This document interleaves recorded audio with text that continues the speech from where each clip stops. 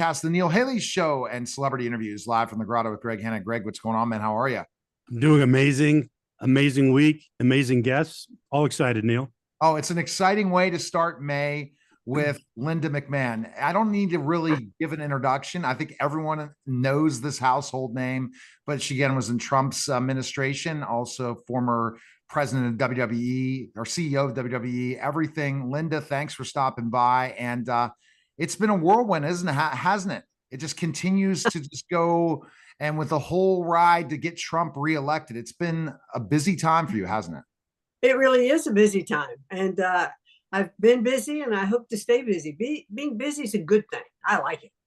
See, that's what America needs. America Mm. needs to see that busyness is a good thing and to have a purpose and a mission for your life is important. And if they don't have it, Linda, they can't go anywhere in life, right? Oh, that's absolutely true. One of my favorite quotes is if you want to get something done, give it to a busy woman to do it. And Lucille Ball is it's attributed to her, but it's also attributed to a couple of other people. But I like the attribution to her. Oh, that's amazing. I love Lucille. That was one of my favorite shows to watch as a kid. Absolutely. So, Linda, what made you want to be a politician? I never thought about being in politics. I had a great career at WWE.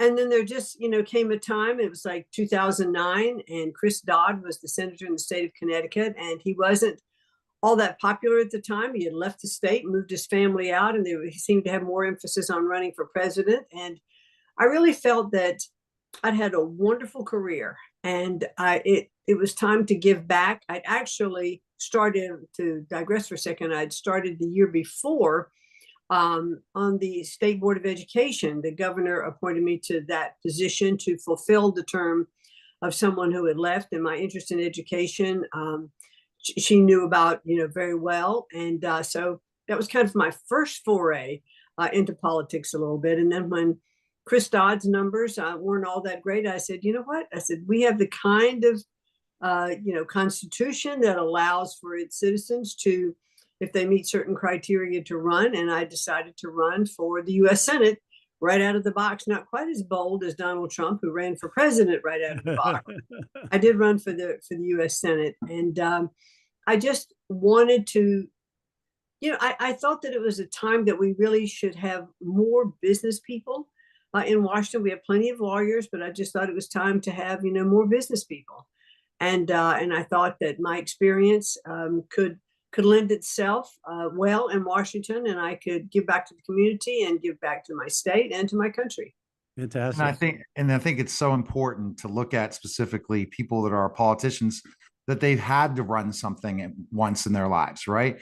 Because there's so many decisions that a politician has to make that you had to make in the WWE with a global organization that you're with and all the different logistics and everything that a CEO has to do that is really equates to what a politician has to do in so many ways. Well, in so many ways, especially I think especially if you're a cabinet head, and I was incredibly grateful and honored that President Trump asked me to head the Small Business Administration. And it was interesting when he gave me a call and he said, when he was the president-elect, he called, he said, "Can you come down and meet me at Trump Tower? I want to talk to you about something." Now, I'd known President Trump at that time for about 25, 27 years. We had done some business together before. And when I came down, he said, "I have a novel idea." And I said, "What's that?" He said, "I want somebody to head up the Small Business Administration that's actually run a business and started it and knows what it's about and can appreciate small businesses on the ground." And he said, "I'd like for you to consider doing that." And it probably took about a nanosecond to say yes, because I was incredibly flattered, and I said, and honored, to be asked to serve in the cabinet. And I think it's one of the, one of the best things I've done, and I really enjoyed being there and doing that. Well, Linda, I would love your thoughts, given what you just mentioned about the Small Business Administration, on Biden's anti-worker economy and the effect that it's having on small businesses. Well, I can tell you that, it sort of goes into his whole Bidenomics, which he doesn't even use that word anymore because he knows what a failure it's been. But he really has no appreciation, I don't think, for small businesses and the American worker. Small businesses need less taxes, not more taxes. They need fewer regulations, not more regulations. They need greater access to capital, not high interest rates that are preventing them from getting that access to capital. And even from the NFIB, the National Federation of Independent Businesses, small business optimism is declining. They don't know where they're going to be. The worst thing in the world for businesses, not knowing what's coming down the pike. So President Biden has already said that he's going to allow the Trump tax cuts to expire, and he's actually also going to increase taxes. So small businesses don't know where they're going to be, and that's really tough. And the other thing that that we did, I thought, really well under the Trump administration was the workforce initiative that we had. Companies all over the country came to Washington. We convened them. We talked about apprentice programs, and they were really unbelievably pleased to be included, these businesses to be included in this whole program, and how to really grow their apprenticeship program. And they each pledged a certain amount of new jobs or new people into the workforce that they would create. They actually signed a pledge. Governors, heads of businesses signed these pledges, all over the country. And I think in the 5-year period, we were scheduled to introduce about 16 million more workers into the marketplace. So President Biden didn't continue with that program. And not only that, he adjusted, or if you will, tweaked the apprenticeship program. We had 800 pages of new rules. And what this apprenticeship program did was, instead of allowing a company to train apprentices at the rate in which they needed them and the rate at which the apprentices could actually take on that responsibility, put in these regulations that there must be 2,000 hours of apprentice work, 144 hours of in classroom work. And these companies that brought on these apprentices had to treat the apprentices like employees, pay them benefits, pay them the same salary as those people who are already skilled in their job. So it's just a killer for the apprenticeship programs, just an absolute killer. And those are the things that I just think the Biden administration just doesn't understand, about the workforce and about what companies need. The whole thing about apprentice programs should be to grow the skill level or reskill workers for the jobs that their employer needs. And boy, he just kind of shot that in the foot. Being the administrator for the Small Business Association, you look at all that, you look at small businesses in general. What did you learn most being in the Trump administration about small businesses that you didn't know before? Well, having built a business myself from the ground up, I think I had a great appreciation for what a lot of these small businesses were going through. What I counseled them on when I would actually talk to entrepreneurs, and let me just back up for a second. While I was at SBA, I went to every district office around the country. There's 68 of them in all 50 states. No other administrator has ever done that. And I visited not only the SBA office, but then I went out into the community and toured small businesses, talked to them about the tax cuts, regulatory reform, and met with a lot of entrepreneurs and a lot of young business people just starting out. And the one bit of advice they would ask me, if you had one bit of advice for me as I'm starting up my new business, what would it be? And I said, do not be undercapitalized. I said, that is the thing that kills so many small businesses. You have a great idea, you get started, and suddenly you're using your credit cards, you're borrowing from Uncle Paul, and you're doing all of these other things that you need to do just to stay afloat. You're not going to grow. You're not going to be able to be innovative. So don't go in undercapitalized, and have a business plan. Know exactly where you're going, what you need to do. And I said, and I can tell you that from the standpoint that I once went bankrupt. I know what it's like to lose everything and then have to come back from that. I said, so let me counsel you not to be undercapitalized. And so I learned a lot of businesses really didn't have that. They could start, but they didn't have that next bit of capital, to grow. Mm-hmm. That's really great point. I started my business when I was 22 and I had no capitalization. And I did go to my Uncle Paul and he said no, but I made it happen anyway. Well, it can still happen. And clearly, there are probably more success stories just from grit and cutting corners and doing all those things. Yep. But you might have been able to grow a little bit faster if you'd had a little bit more capital. But I think that is that is still the advice that I give, to try not to be undercapitalized. Of course, if you don't have a good business plan when you start, you really don't know you're going to be undercapitalized. No, that's right. No, I 100% agree with you. I wish I had thought about taking that out, but I almost put it on myself as almost like a challenge. You're going to make this happen from zero with like no lines of credit and no loans and no this and no that. And I did, but it was slow. Yeah. Yep. And that's, you hear so many of those stories, and that's the American dream. Cash flow is king. I find that out. They don't teach that in school, especially if you didn't go for business. Like, how many people that are entrepreneurs in business never went for business at all, in school, you know what I mean?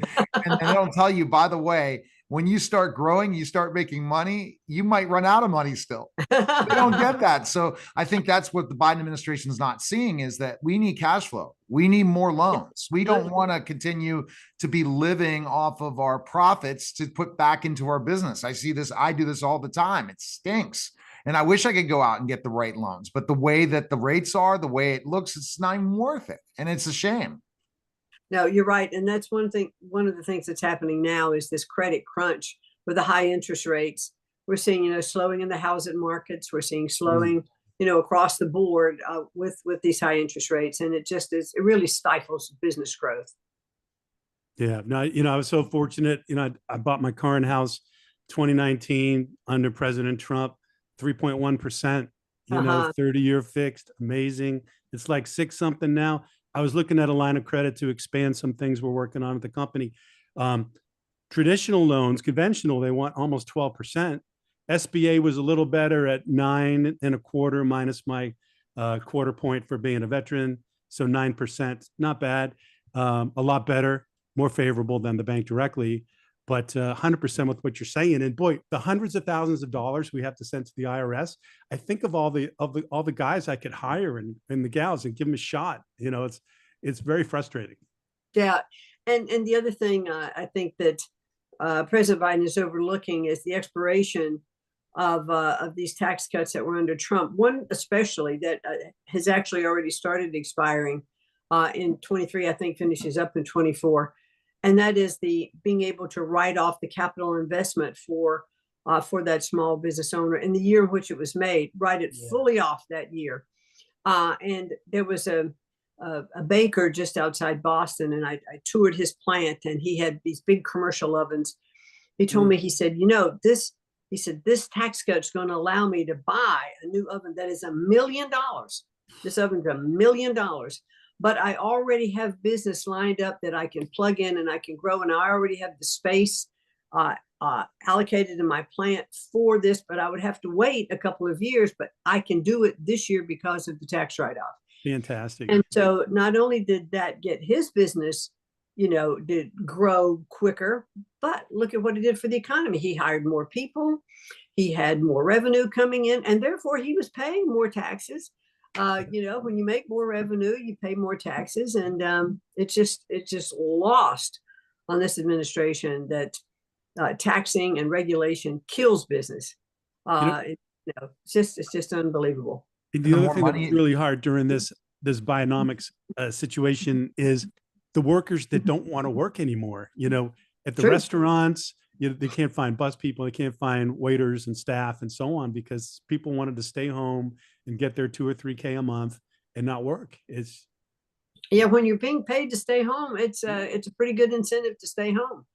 And then what's happened to fill a bit of this void is, unfortunately, we have so many of the illegal aliens who've come across the border who are now filling a lot of these jobs at lower prices, so that for those who do want to work is helping to reduce the workforce as well. And so it's just poor business. Quite frankly, it's just poor business. And that's the problem. And then in part of your process, what you're doing now to help President Trump be reelected is multiple things. We're not just small business. You're involved in a lot of other topics why to reelect President Trump, right? You're on the ground in more ways than just small business now, especially with your experience you got to try to reelect President Trump in 2020. Well, I'm now the chair of the America First Policy Institute. Now that is a 501c3, so that's not campaign. So I'm not working, with President Trump as part of his campaign. But what the America First Policy Institute is doing is we are helping to continue a lot of the policies that he had when he was in office, like lower taxes, like regulatory reform, strong international policy, and good healthcare policies, just great energy policies. I mean, let's drill, baby, drill. Let's make sure that we utilize the resources that we have here in our country. So at America First Policy Institute, we absolutely are developing and writing the policies that will continue for the next administration, not only on the federal level, but on the state and local level, trying to making sure that the messaging is correct and making sure that we are doing all the research that we need to do. We're doing all the typical stuff that a think tank must do, but we are clearly a do tank. And we are on the ground for the next election for election integrity, making sure that poll watchers are trained and making sure that the laws of those states that got changed under COVID go back to where they were, and filing suits in places where we need to stop illegal aliens from registering to vote. I mean, the Biden administration actually has ordered that the federal agencies act as voter registration agencies. And the people that are registering, they don't have to prove that they're citizens. It's the most amazing thing you've ever seen. I mean, it's just constitutionally wrong. And so to make sure that we are on the ground and watching all of these things to ensure our election integrity so that we can make it easier to vote but hard to cheat. Yeah. Do you think with all the scrutiny that's been going on since 2020 and so on, do you think that there's even a chance that they could do whatever they did in 2020 to make this happen again in 2024? I think they're definitely going to try, and the mechanics on the ground are what are so important. In early voting, AFPI is a strong proponent of early voting, of ballot harvesting, where it is proper to do that. But Republicans can't sit back and say, no, we're going to vote just on election day. We can't do that anymore. So as soon as the states have the ability or they've changed their own laws to say, okay, early voting starts now. And in some states, it starts as early as September. Wow. So, you really have to have your game face on and have all the training done and everything before September, and to make sure that people, the voter registration rolls are cleaned from the Secretary of State's office in all these states. So that dead people can't vote. And we have found that they have. I mean, there's just a lot of cleaning up to do. And so that's one of the ways that AFPI is focusing its voter integrity mission, if you will. Yeah. Last time around, not only was there vote early, there was vote often. Well, we don't want that. Nope. Are you surprised by so many people turning to being now supporting President Trump that did not support him in 2020 because of we see some of the chaos that's going on in our country, but are you surprised some of the people that you might never have thought that would turn to support President Trump that are now? Well, I've been pleased by it because, at this particular point, we have something that we've not really had before. We actually have the records of two presidents, President Trump for his 4 years, and we've got President Biden for almost his 4 years. And you can compare them side by side. Where was the economy under Trump versus where is it under President Biden? Where was the security of our borders? Where was security not only nationally, but abroad? Where was the economy? We can look at President Biden's economy. I mean, gas prices are up over 53%. Groceries, eggs up over 20-some%. It's just amazing to see the increase in prices. And a family today has to have $11,400 more just to have the same standard of living they had when President Biden took office. So it's easy to compare these records. And I think common sense people are looking at the records of these two presidents and saying, my goodness, where do we want to put our money? Who are we going to bet on?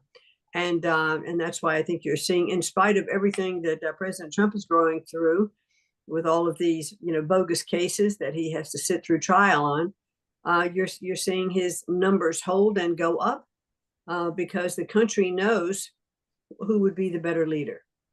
Wow. What are like three things that you feel like an entrepreneur, the average person could do, to carry this message into the election and to try to make things better for the American worker and for their small business? One thing is that I always really ask our voters, be informed, do your research, understand what policies these candidates are putting forward. Because if you just are just listening to mainstream media and not really doing your own diligence and research, you're just really not going to know what these candidates stand for and what they're going to be doing. And I really stress that. And in your own community, go out and work in your own community. Make sure your neighbors are voting. Tell them, when does early voting start? It starts now. Get these people to the polls. Let's not to the polls, but let's make it's early voting is by mail. So mostly by mail, and make sure that that it's being done, correctly and properly. And let's make sure that we're registering new voters. We have a lot of people that are moving in and out of states. We have young people who are becoming of age to vote. Let's make sure they're informed. All of these things are so, so important. Very good. Now, Greg, you have your question you ask all our celebrity guests. Go with the question. I do. But right before I do that, one more quick one.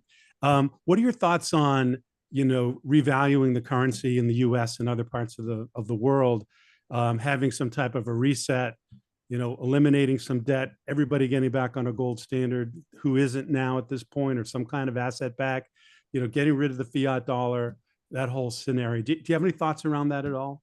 Yeah, I'm going to leave that to the economists to figure out. Fantastic. Okay, great. So here's my last question. It's been a real pleasure speaking with you, Linda. I appreciate the time. It's phenomenal. Tell me, what's the most important thing in life you feel you've ever learned?